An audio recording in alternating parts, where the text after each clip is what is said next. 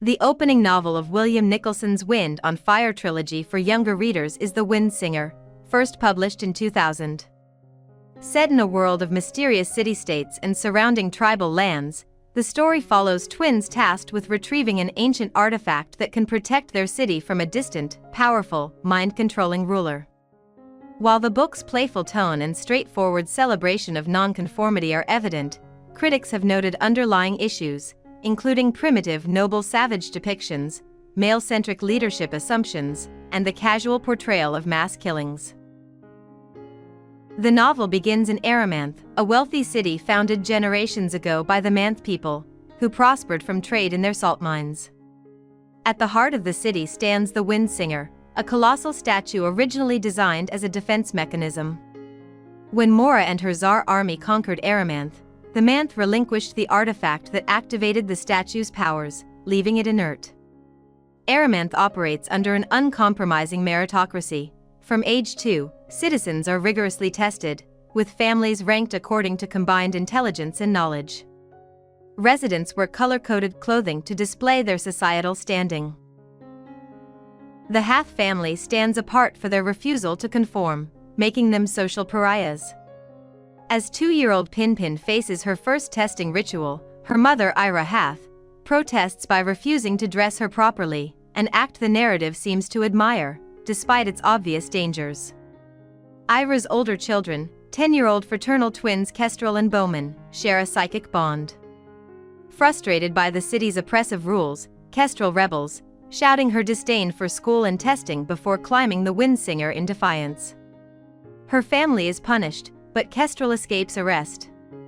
During her flight, she unexpectedly encounters Emperor Kreoth, who is delighted by her rebelliousness. He reveals that he is a figurehead. Real power lies with the High Examiner, who is none other than Morah, the ancient enemy of Aramanth, responsible for turning the city into a rigid caste society. Kreoth entrusts Kestrel with a mission: to infiltrate Morah's hall and recover the artifact needed to reactivate the Wind Singer.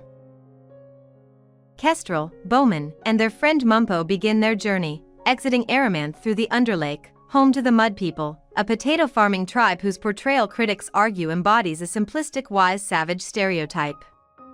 After aiding the Mud People with their harvest, the children are guided out.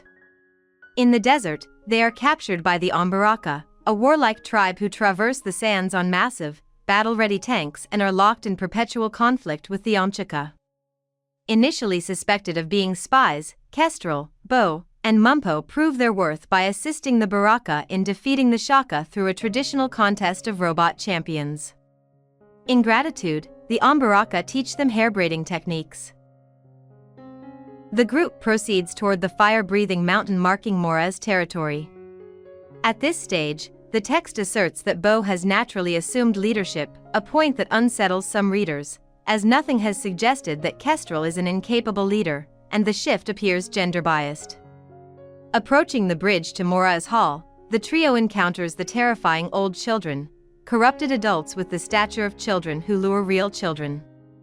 Kestrel, Bow, and Mumpo kill numerous old children without any apparent emotional consequences, a sequence that reviewers have found disturbing. Eventually, the children confront Morah, revealed as a grotesque grandmother-like monster with countless eyes nested within eyes. They wait for her to sleep and then steal the Wind Singer's missing piece. This triggers the pursuit of Morah's resurrected army of Tsars. Once old children now return to youth, terrifyingly beautiful, chanting "kill, kill, kill" as they chase the trio across the desert. Kestrel, Bow, and Mumpo return to Aramanth just in time to restore the artifact to the Wind Singer.